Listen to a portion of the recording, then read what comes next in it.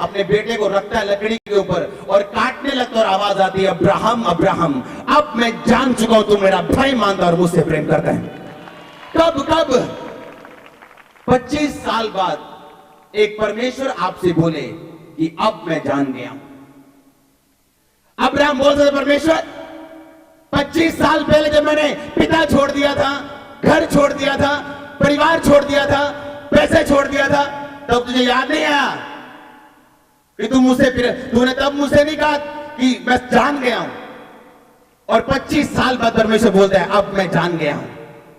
आपका सेक्रीफाइस, आपका बलिदान प्रूफ करता है कि आप परमेश्वर की संतान हैं।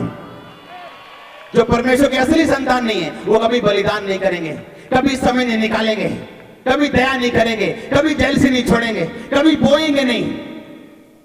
25 साल बाद एक परमेश्वर बोले, ऐसा परमेश्वर ऐसे व्यक्ति को जिसने अपना घर छोड़ दिया, 25 साल बिना किसी प्रॉब्लम के परमेश्वर के साथ साथ चल रहा है, और अभी परमेश्वर 25 साल बाद बोलते हैं, अब मैं जान गया हूं। क्रिश्चियनिटी शॉर्टकट नहीं है।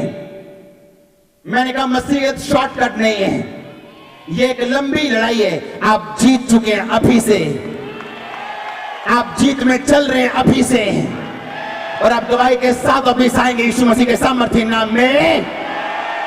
कितने मेरी बात को समझ रहे हैं? जो जल्दी रिजल्ट लेना चाहते हैं भूल जाते कि परमेश्वर टेम्परेंस, परमेश्वर लॉन्ग सफरिंग, परमेश्वर पेशेंस रखने वाला परमेश्वर है। उसे 25 साल बाद कहा, अब मैं जान गया हूं।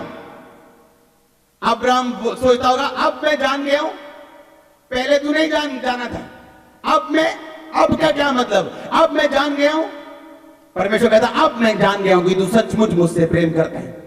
तूने वरन अपने इकलौते पुत्र को भी रख नहीं छोड़ा।